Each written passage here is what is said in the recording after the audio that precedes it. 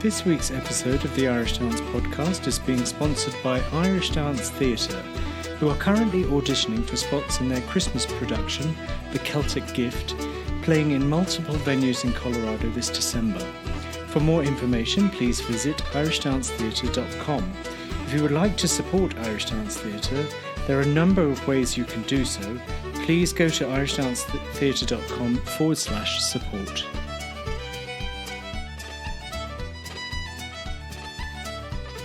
My name is Martin Percival, and you are listening to the Irish Dance Podcast, folk dance to phenomenon and beyond.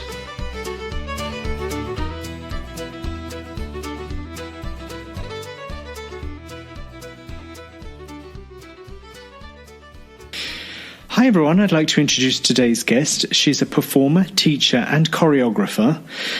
Please welcome Kieran Jordan. Hi Kieran. Hi there. Thanks for having me. You're very welcome. This is quite the honour. I have read your bio and I'm bowing here as I say this. I'm incredibly excited to talk to you. Your biography is just amazing. So before we get into too much of what you're doing right now, can we start at how you got involved in Irish dance in the first place? Okay, sure. I grew up in Philadelphia, and my parents actually were both born in Chicago, and then my dad got a job in Philadelphia, which is what brought them to the East Coast. My dad's grandfather came from Ireland, from County Kilkenny, Mooncoin, and he came over here in 1904 for what was called the St. Louis World's Fair in fantastic. St. Louis, Missouri. And he was actually in charge of it was like an exhibition for representing Ireland. And so the Irish pavilion or booth or whatever you want to call it was showcasing handmade Irish goods and also Irish entertainers. And he was like staffing this expo. So that's what brought him to the United States, and his legacy carried on through the family. He was a collector and fan of traditional Irish music, and my grandmother and my father then both carried on that tradition. So I was introduced to the music at home, at a young age. And then when I first saw Irish dancing, apparently I was 5 years old, and my parents said that I just freaked out and said, I want to learn to do that. So I saw step dancing in a St. Patrick's Day parade, the Philadelphia St. Patrick's Day parade. And actually, I do remember it very clearly. I just remember seeing, the lines of dancers and the girls' dresses. And I remember that experience and just feeling a draw to it or a connection to it. Yeah. So very early. So did you, I think that's great, the history with the music and the dance and everything. Did you start with a teacher straight away then, once you discovered this world? Yes.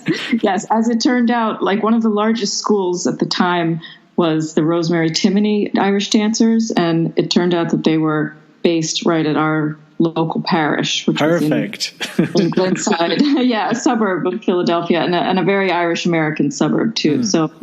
I did start dancing there, and that school at the time was, like in the Philadelphia area, there were a handful of schools, and some were registered on commission, and others were non-affiliated. And I believe her school at the time was not certified or affiliated with any organization. So we did quite a lot of ceilidh dancing, two-hand dances, a lot of community events, and and solo steps, but the feshes and the competitive side of it was not as emphasized. Right. So I got a strong grounding right away in group dancing and the community side of things, and that has remained very important to me. I kind of brought all those things together later in life, but as a child, then we were doing a few feshes, and of course I wanted to get better and better at this. So then we switched schools a couple of times actually to seek out a more competitive teacher. So right. From there I went to the Coyle School, and then the McHugh School, and finally the Denogla School. And so how did you find the competition scene? Yeah, I mean, I guess, like I said, we were in, when I say we, it was myself and my younger sister, Kathleen Jordan Rubin, who's also an Irish dancing teacher. She's still in Philadelphia. And my mom was very involved with all of this, the lessons and the feshes. And I guess we were involved for quite a while before we really understood what was happening fully with competition, because in Philadelphia, like I said, it was more, there's a large Irish music and dance scene there, but it was just not as centered around the feshes. So when we would hit the road and go to North Jersey and all parts of New York and down to Baltimore and DC a little bit, that's really where we would go for feshes. And it was probably around the time I was 11 or 12 that I kind of got that and was starting to reach preliminary championships and then opens and really wanting to do well and get the steps and the technique at that level. Yeah, I find it interesting that there's so many different there's different organisations out there now, but there's so many different people who are teaching Irish dance, and it's incredible that you were with a non-affiliated school and that there was more emphasis on Ceilidh dancing and performance, but that it was actually in you to become a better competitive dancer. So I just find that fascinating, that you almost had to seek it out because it wasn't being offered. So basically what I'm trying to get at the moment is that there's different tracks that people can take, but most of the time we're completely unaware that the other tracks exist, if that makes sense. Yeah, that's very true. I think because especially if you're a young child, when you get affiliated with a school and you develop a loyalty and a lot of friendships that way. So and that was a bumpy road for us too, because we did have to leave some of our friendships at one school if we were joining another school. But I always loved learning the steps. I remember that right from the beginning. Like I couldn't wait to learn new steps, and in some ways the harder the better. I loved the intricacy of all of it, the hard shoe and the soft shoe. So I remember wanting to do well in competition and continuing to want to learn the detailed steps, but truthfully, I wasn't the best competitor. When it came time for it, I think I felt nervous. I was much more comfortable in performance situations. I loved the feeling of live music and live audiences and competition. That feeling of standing in line or just being marked or being judged or being a number or the dancing two at a time and not knowing if you're going to crash into the other competitor, all that stuff. And then the hair and all of the shenanigans. Yeah. And that stuff started to not really gel with my personality, I think. So if we could just go back just briefly to moving different schools, I find it interesting because you mentioned loyalty, and that is, for a lot of teachers, that is very important. And I don't know whether it comes from the Irish community and or just Irish people in general, but it does seem to be very important to teachers that they have the loyalty of their students. Now, I would like to flip it a little bit from my perspective, and just to say, when I was teaching, that I of course wanted loyalty from the students, and eventually, when people did transfer and stuff, it was very painful.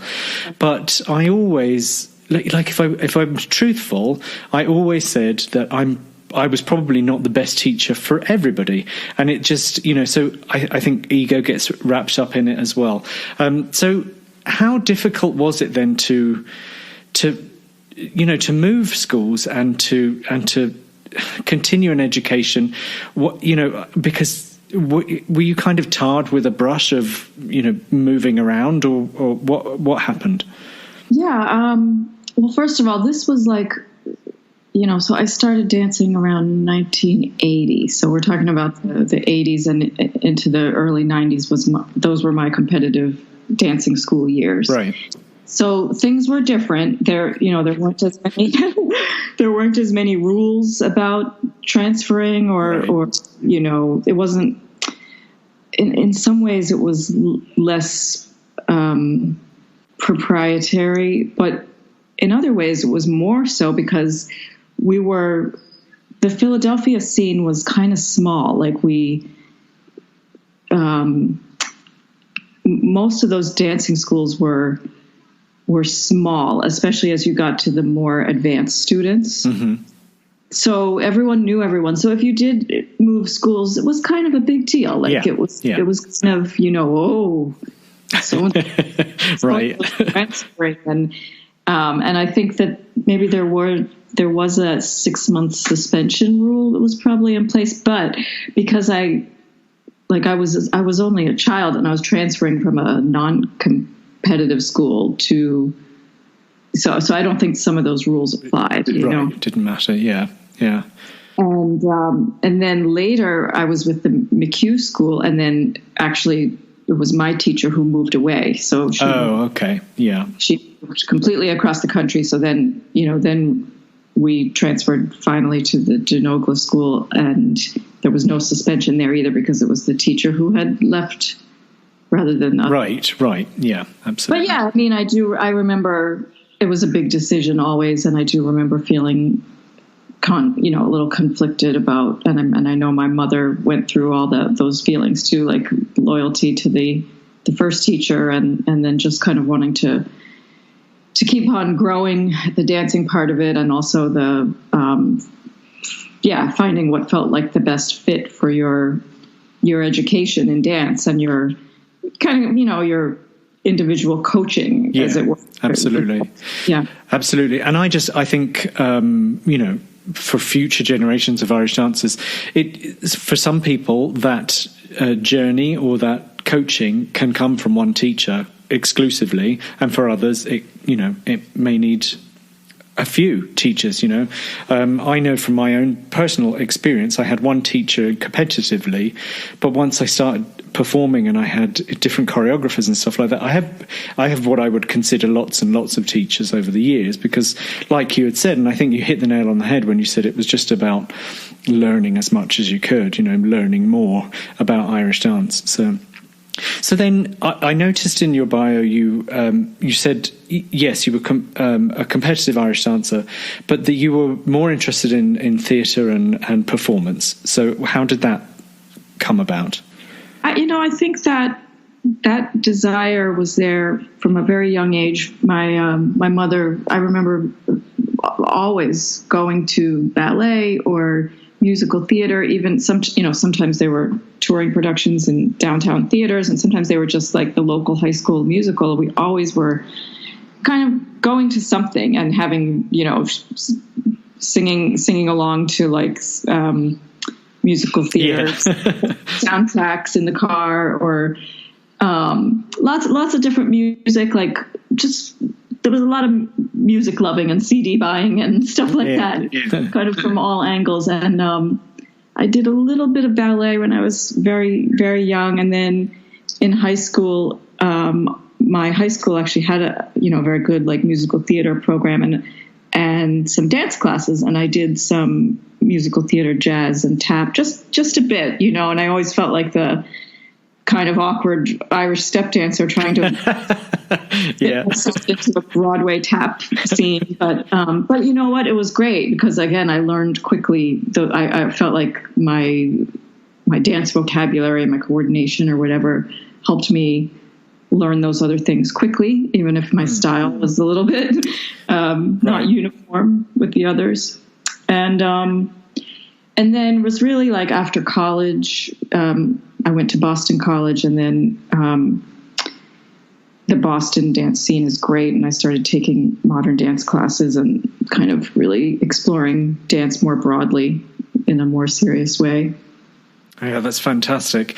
I just love that if in your high school you had a musical theatre department. When I was growing up, that was taken away. So it was tough. I would have liked to have been exposed to a lot more theatre and other forms of dancing, but of course my Irish dance teacher didn't want me to do anything else. That's so interesting too. I had that experience too, where my Irish dancing teacher said, something looks different. Are you doing something different? And I said, well, yeah, actually I'm learning tap dance. And I remember her saying, no, that's going to sort of screw things up here. And it can, but I think it depends on, I think it needs a bit more research, really. But I think it'll depend on the age of the student is doing it, and whether they can separate. At some point, yes, it does. Like with ballet, the way they jump and the knees and all of that, and it doesn't suit Irish dance. But right at the beginning, if people are doing ballet and they get their turnout work, I'm all for it. Yeah, I guess it depends too. Like, what's the goal of the dance? Right. And for me, like, those goals really started to shift a lot in high school. I of course I was still competing, and I wanted to excel, but I really felt that the dancing was really changing. Early 90s, that's kind of when toe stands started coming into it. Right.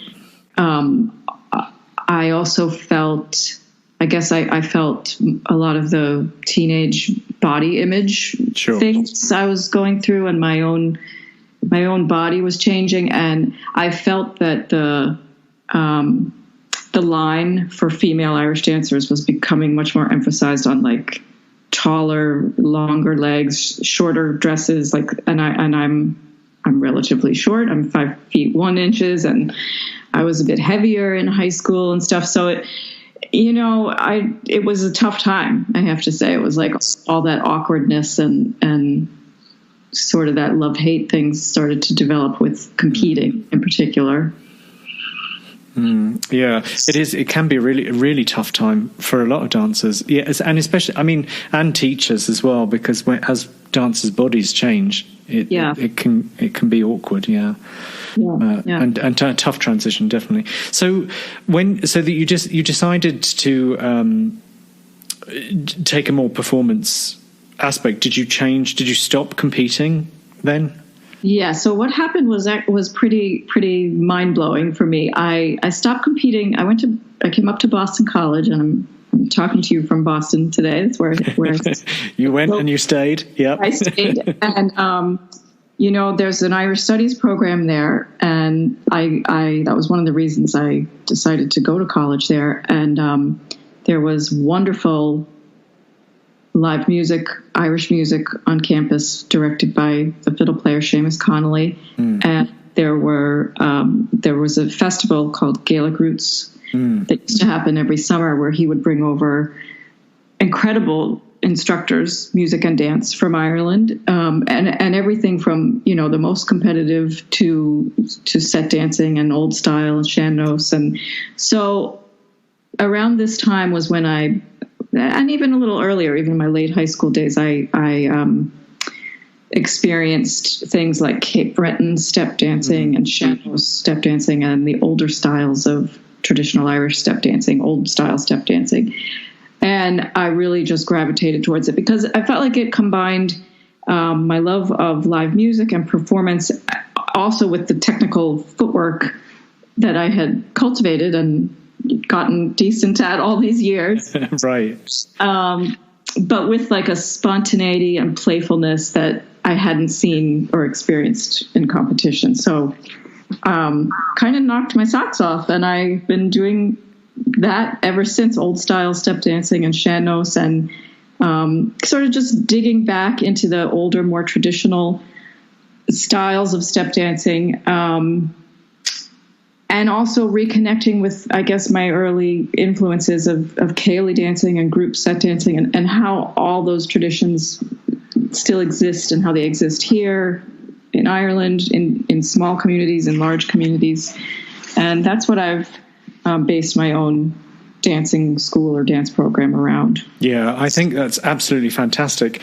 I had a very brief time in in my early years when I had some exposure to some English clog dancing and some tap dancing, and I was in a show with a few other dancers, and it was brilliant because we all could understand rhythms, the exact, we could do all the rhythms, we just executed them differently, but it all sounded the same, and it was amazing to see and watch, amazing to hear and amazing, but it was all very, very different technique, and I just loved it. I just thought, well, this is interesting, and of course it wasn't coming from a perspective of any one or the other is better. It's just the way we've been trained, so but I love the fact that when you mention sean-nósand and old style step dancing, that to me, I just want the listeners to know, because I think I probably have a base of competitive Irish dancers listening,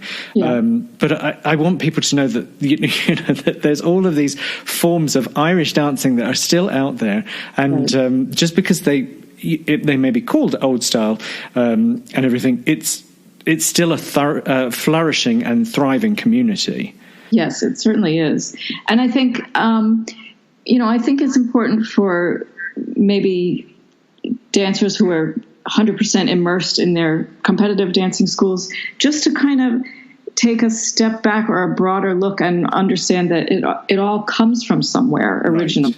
Right. It's not, I think as dancers in any style, we sort of get trapped in this mentality of dance happens inside the four walls of our favorite studio.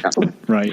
But, it's a tradition and it comes from somewhere. And even the most modern, tricky steps today, if you really break them down or pull them apart or just simplify them by one or two movements, it's really rooted in something that is a beautiful traditional form that comes from 200 to 300 years ago in Ireland with the traveling step dance masters who composed these steps. And it's just, I find it endlessly fascinating. Yes, it's a very rich history. And you're right. We actually, the dancers that are immersed in competitive can't see that far back, in any style, really, because you train so hard as a dancer. Your focus becomes very much of course, on you and the body and the mirror and, what's working today or what's not working today. But yeah, it sort of just not only keeps it in perspective when you remember the roots of it, but I think it also can really enrich in your life, because what it does is connect you to other dancers and other generations who are gone. You're dancing the Blackbird. Yes. Well, that step has been danced for a couple of hundreds of years. Yes. It's amazing when you think about it. Yeah. So, and I love traditional sets for that reason, because I feel like if you and I met today, we might have one reel and one or two hornpipes in common, traditional type steps, but probably we would know 3, 4, 5, 6 different traditional sets that we could just get up and dance together. Together, absolutely. Yeah. Yes. So I love those connections. Yes, absolutely. It's interesting to me that because I was competitive Irish dancer, but my mum's from a tiny little village in the west coast of Ireland, and all of the traditions are there. So I grew up knowing about other set dancing and sean-nósand and it was interesting to me because I was a competitive Irish dancer that's what I focused on, of course. But then when Riverdance happened, that just projected, the trajectory of competitive Irish dance went one way, and I get it that competitive Irish dance is progressing in a definitely a narrow focused direction, and it's great. It's phenomenal what they're doing. The dancers are amazing, but I really agree with you that it would be nice to have a broader education of Irish dance. Yes, I think so I was very lucky in that in my time there at Boston College, not only was there live Irish dance and music happening, but there were also academic courses you could take. So I took an academic class for credit as part of my minor in Irish studies, and it was just called, I think, Traditional Irish Music. And so it was taught from an ethnomusicology perspective, and that that class gave me like a more technical music theory understanding of the music. And I remember sitting in the classroom thinking, oh, like a slip jig is in 9/8. Of course I know that because we all know that, like we know how to dance it, and right, but we don't know it. Yeah. Right. And just really being taught like music theory, the structure of the tunes, the how to communicate to a musician, not saying, oh, I'm going to dance 3 steps, but saying I'm going to dance 1.5 times through the tune or whatever.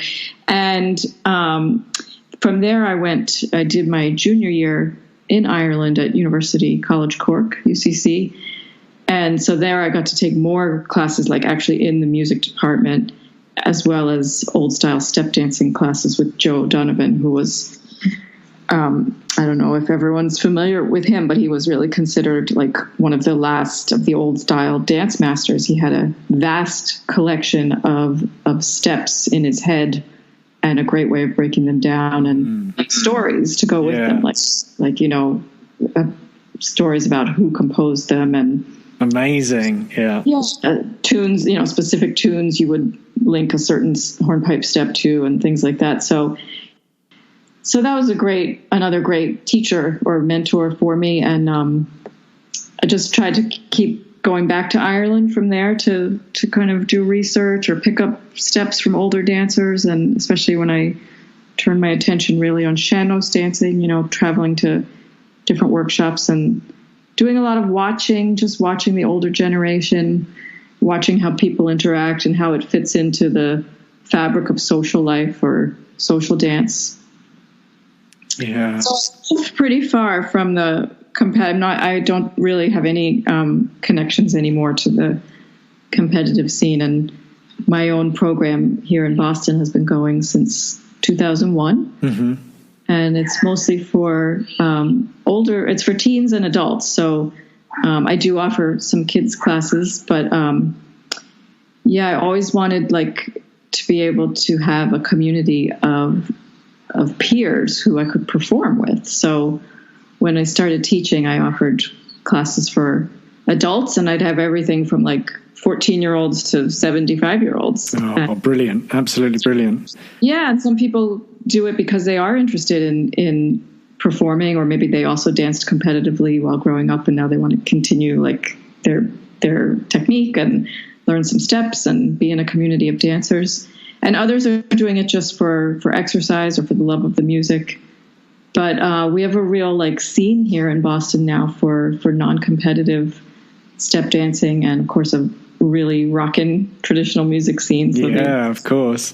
They just fit really well together. Yeah, that's great. I will put the link to your dance studio and everything if people want to check that out. But I think it's important for the listeners, just that there are other options out there, and there are other ways to express ourselves in Irish dance, and I just think it's beautiful. So for the people that don't necessarily know the differences between competitive Irish dance and old style step dancing, sean-nósand, and that kind of thing, could you just in a nutshell give us your take on it? Sure. Well, the traditional old style step dancing, we're still talking about jigs, reels, hornpipes, and slip jigs, but they were done in a style that was very close to the floor. And that's a term that you'll hear associated with a lot of different traditional percussive dance styles, close to the floor. And it's like a real compliment if someone says to you, "Oh, yeah, your steps are small, or your steps are close to the floor." So that's one big difference, because now in modern step dancing, obviously the emphasis is on covering a lot of stage space and high jumps and high leaps and kicks. So with old style step dancing, you're doing steps in a very small amount of space with your feet neat and tidy. Like that was another word I heard a lot. Tidy steps, And also the tempos of the music are quite different. So if I were dancing jigs, I'd be dancing to like a fast traditional tempo. Mm-hmm. What competitors might consider a beginner jig or a light jig. I would do hard shoe steps, but at that tempo, at that fast tempo. So same for hornpipes. So traditional speed hornpipes. So the music is played for old style step dancing the way it would be played in a session. In a session, yeah, absolutely. Yeah. In a pub session or in a party session. So it's not about, I need my hornpipes at 70. Right. It's not about metronome or those kinds of rules and regulations. And sean-nós dancing generally refers to the more improvised type of flat footing or free-form dancing that comes from Connemara in the west of Ireland, and also other kind of remote pockets and parts of Ireland where it's almost like in the way that the language exists in the Gaeltacht regions. This is a very local, regional flavor of dance, so very individual.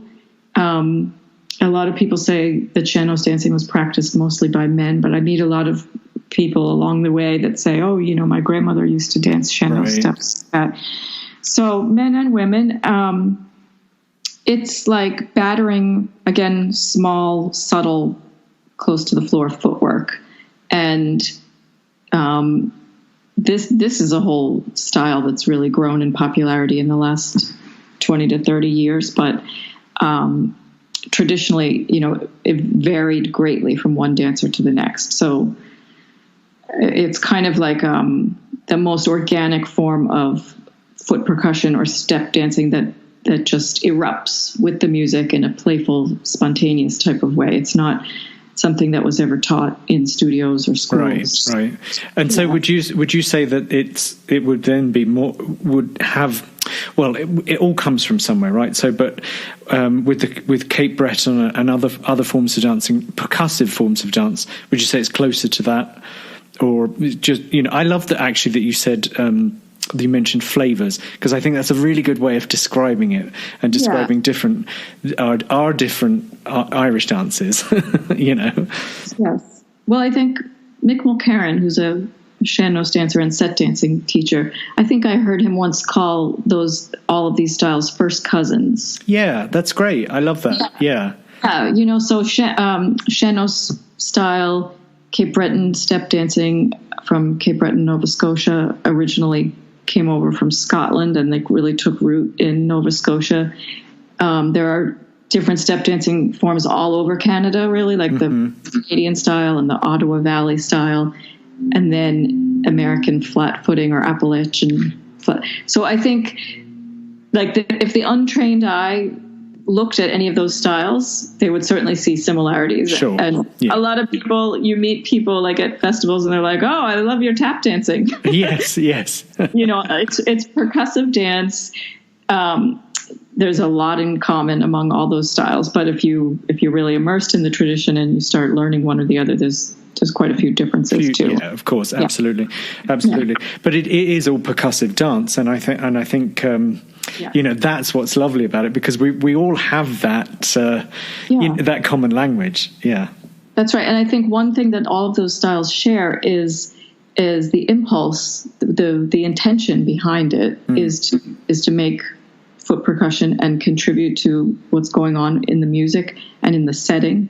And if you're at an old time music festival with Appalachian flat footing and someone gets up to dance, it's the spirit of it that's the very same as what you would find at a festival in the west of Ireland. And someone gets up to sean-nós dance. It's different steps, different technique, different way of holding the body or the arms, or different ways of making the shuffle happen or whatever. But the intention behind it is the same, and that's kind of a beautiful thing to feel. It's absolutely beautiful. It gives me goosebumps just thinking about it, because it is glorious. It's all glorious. It's wonderful stuff.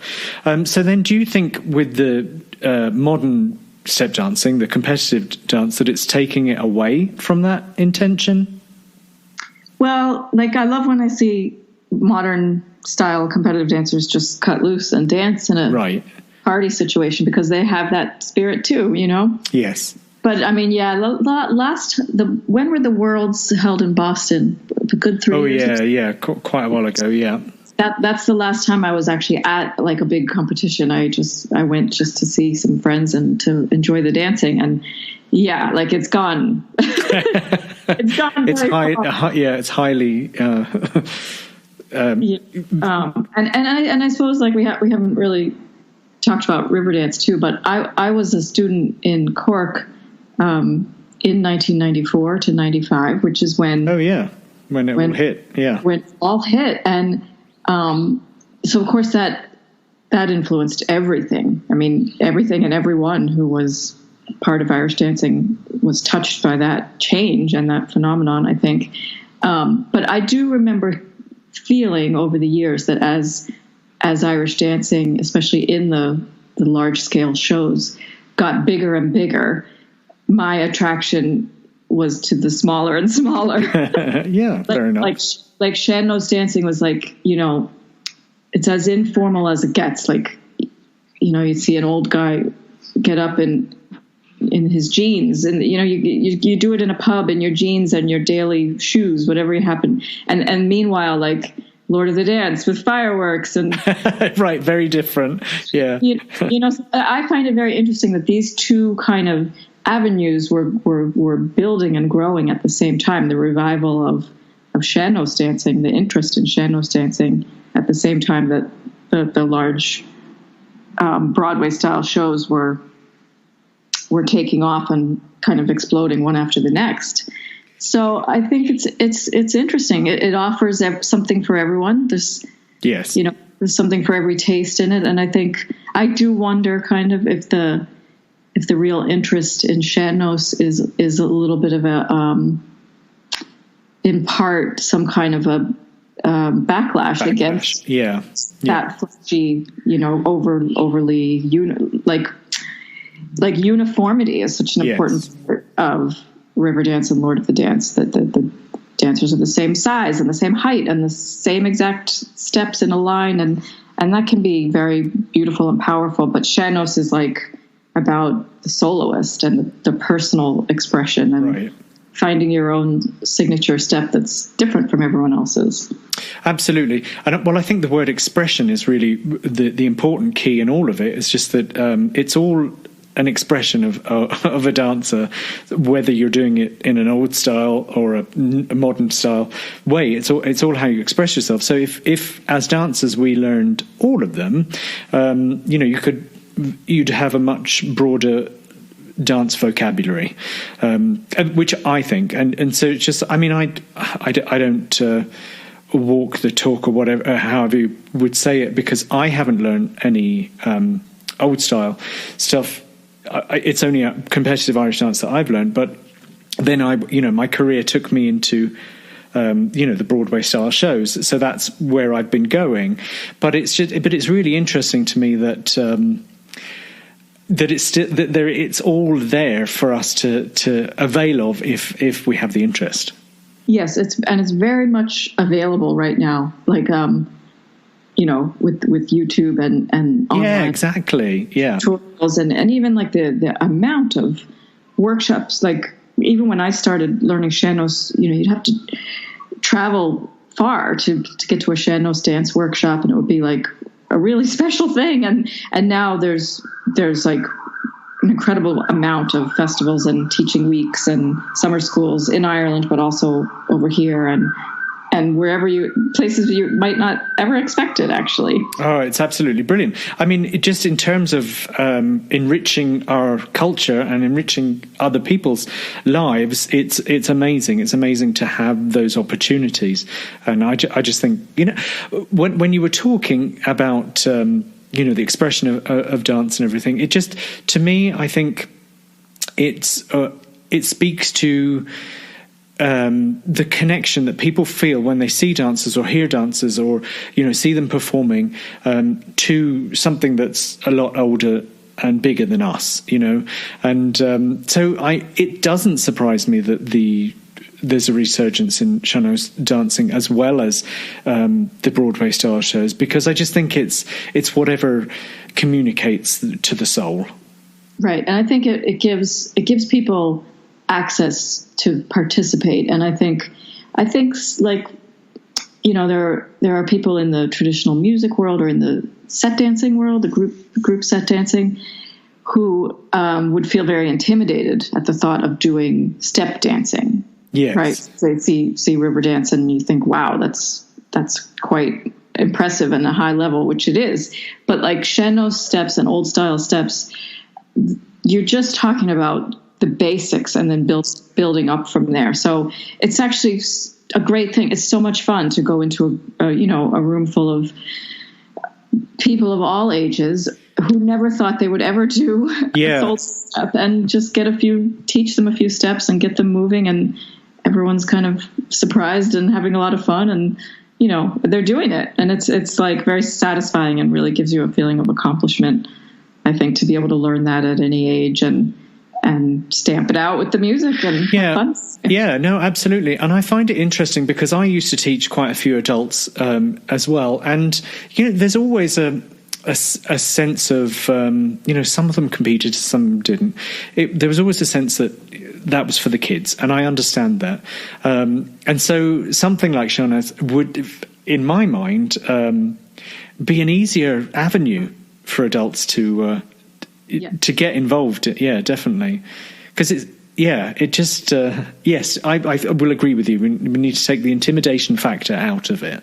Yeah, and it's social, right away. It's meant to be part of parties or pub sessions. So it's got that social component. Which it's what it's intended for. Yeah, keeps people engaged. Then I think because they make friendships that way, and it's just a lot of fun. Yes, and that's what I enjoyed the most about my adult classes, is when it wasn't serious, when it was just about learning and just about, because at some age, you're not going to be able to learn the technique the way that it's done in, it forms itself in competitive kids and that kind of thing. So it is, it was much more productive for me once we took out the competitive element. That's interesting.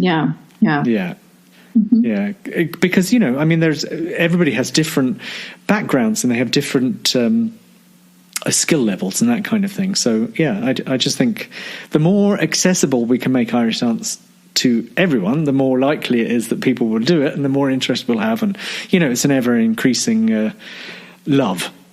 Yeah. So, but you teach classes and you have online tutorials, etc., right?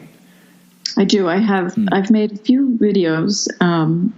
One is a documentary about everything we're talking about. Right. Actually, the old step dancing and sean-nós dancing with Kevin Doyle and Aidan Vaughan, who are both dancers who have been a big influence on me and my style. So I interview them and perform with them, and we filmed it in my living room. So it's all perfect. Yeah, intimate, close to the floor, and then I made 2 instructional videos. The series is called Musical Feet, and so that's sean-nós dance instructional series. The first one is all reels and really just starting with the basics, and the second one is jigs, and that one is actually available as a streaming video or download or streaming product also. The instructional videos, they're both? Just the second one. The technology improved and we got that one. Yeah, absolutely. Do you have any plans to do any more? I have. There's another couple videos I'd like to do. I would. I think it's great. Like I get people buy them. People who live in places where there are teachers or classes, Yes. And so that makes you feel good, like it's being appreciated and it's being used. And then wherever I go to teach, if I'm teaching at workshops or summer schools, it's a great supplement to the class because it's sort of like take home, reinforcement. Yes, absolutely. Yeah. Yeah. So, I think with the internet and everything, it's absolutely amazing. And I think there needs to be more. One of my platforms, or if you will, one of my pet peeves, I guess, is that within the world of commission and competitive Irish dance, everything is controlled, and there's not much of the competition world that we see on any. Any production, any broadcast. Yes. And that kind of upsets me.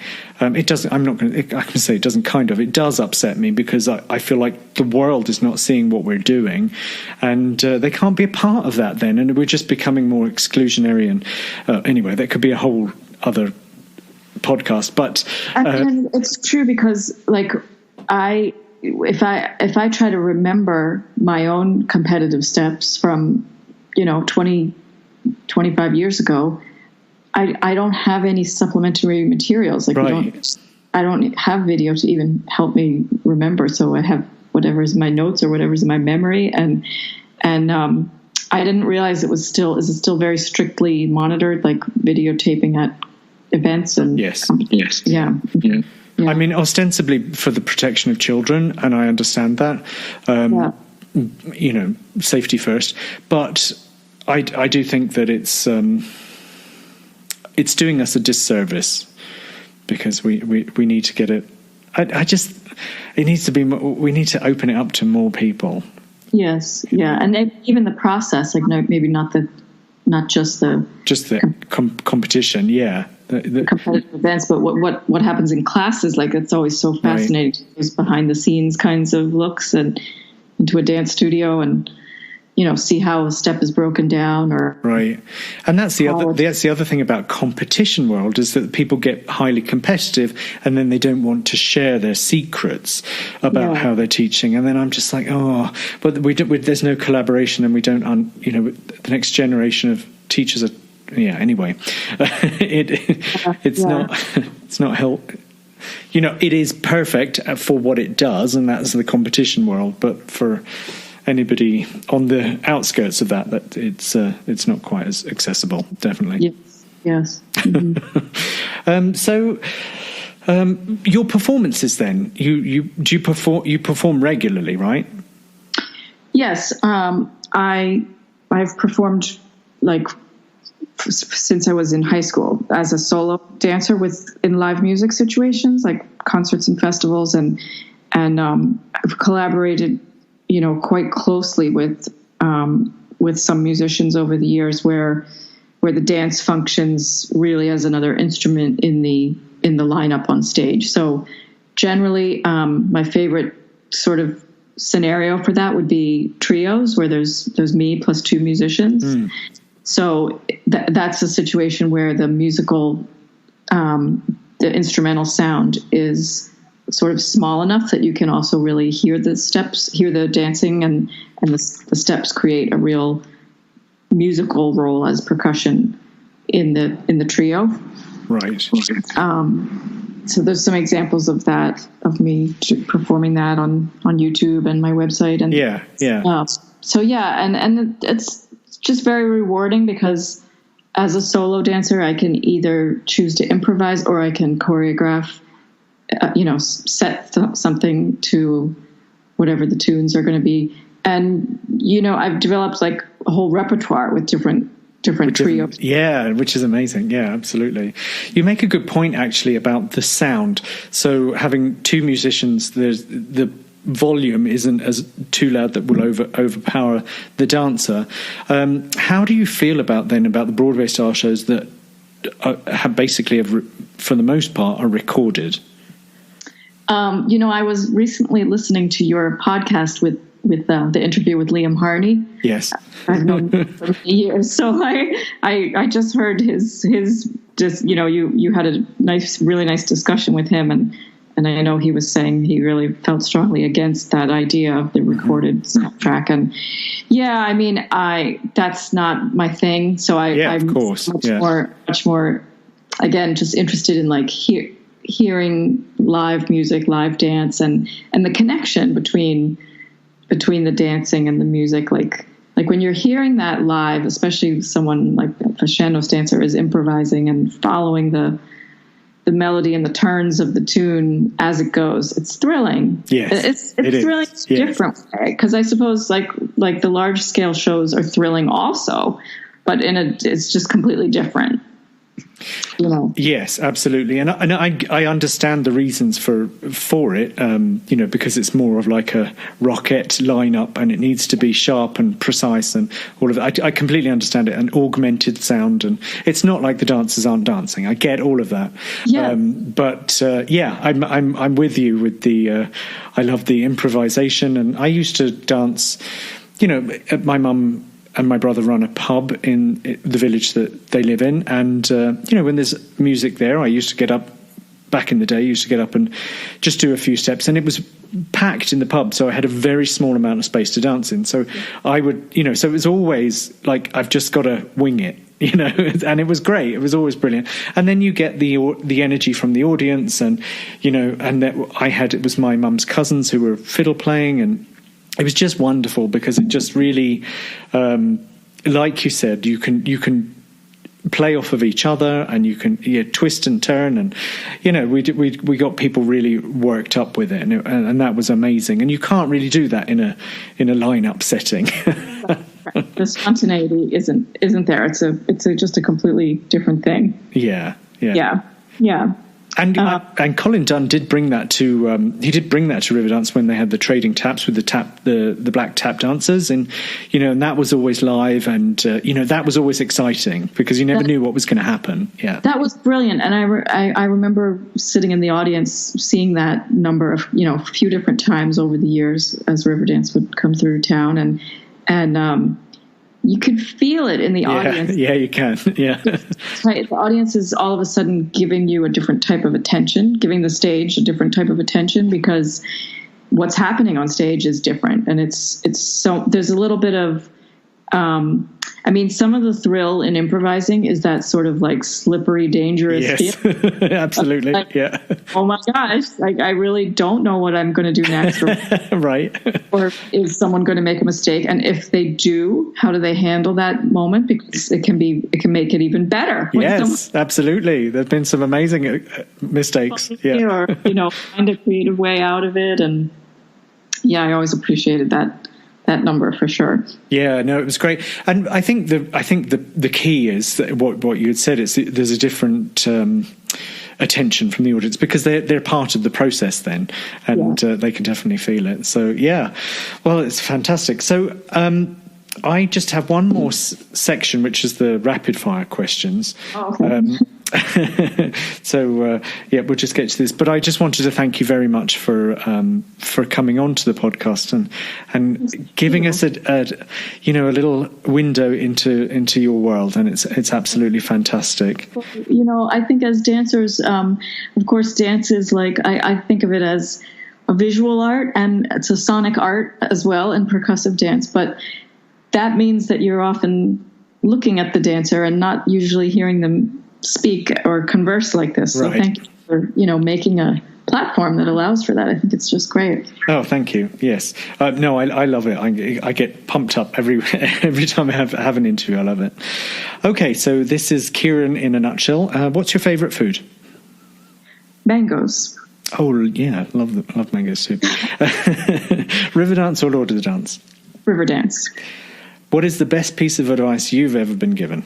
I'm going to try to remember how it was said, but something along the lines of figuring out what your own special skill or gift is and figuring out what the world needs and finding a way to bring those things together. Oh, that's beautiful. Like be the bridge. Yeah. Or love that. Finding your path based on what your gift is and what the world needs at this moment. Oh, that's goosebumps. Love that. Is there a book that you've read that has changed your life? Many, but the first that comes to mind is Anne Frank. Yeah. Wow. Yeah, very powerful. This never-ending debate: pineapple on pizza, yes or no? No. Okay, fair enough. As a dancer, then, what would you say that you have been particularly successful at, and what has been a challenge? I think that I've been successful at creating a community based around just the joy of sharing this dance form, and sharing it in an authentic way. Yeah. Authentic to me, that might not fit other people's definition of what it is or other people's style, but just creating a community of happy people. It's amazing. Yeah. And challenge. Challenge, probably the same thing, is it? Challenge, fear. I do make my living at this career, and it's very unpredictable, and a lot of self-doubt and fear definitely has been part of that journey as well. So how have you overcome some of that fear? I suppose you just keep going, like just as my father would say, put your butt in the chair. That's brilliant. Put your feet on the floor, whatever it is, kind of just plowing forward and ticking things off the list and take the next right step. Yeah, absolutely. Yeah, absolutely. Yeah. So then that's probably great advice. Is there any other advice you would give to any up and coming dancer, be it competitively or professionally or in performance aspect? Find a way to keep the joy in it for yourself. Yeah. Yeah. It's very easy to get bogged down in whatever it is, whether it's competition or, even, I've had moments where I'm choreographing a show or making one of my videos, and you're just bogged down in the details. So find a way to hold on to the thing that brings you joy. That's beautiful. That is absolutely beautiful, and I really needed to hear that today, so thank you. Good, thank you. Yeah, it's amazing. Yeah, so I too suffer from a lot of doubts, and fear-based, and even starting this podcast, I could hear my peers saying, well, why do you need to do that? And, and it's just, sometimes you just have to go with your intuition, right, in your gut. Yeah, I believe in that. I really do, because, a lot of these things that we do, they really do require time, commitment, money, long hours, and all the rest of it. So, you have to have some inner conviction that says, here we go. I'm not going to, the doubt and the fear may be there, but I'm doing it anyway. Yeah. It's a thing that needs to come to life. Maybe, your podcast needed to reach the world. So you got to keep on doing it. Yeah. Well, great. Yeah. Well, thank you so much, Kieran. It was an absolute pleasure to talk to you today. Thank you very much. All right. You take care. Yeah. Bye-bye. I hope you enjoyed today's episode of the podcast.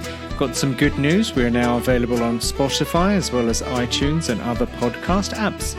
So please let anyone know that wants to listen to the podcast. You can find us there. Hope you have a great day. Take care. Bye-bye.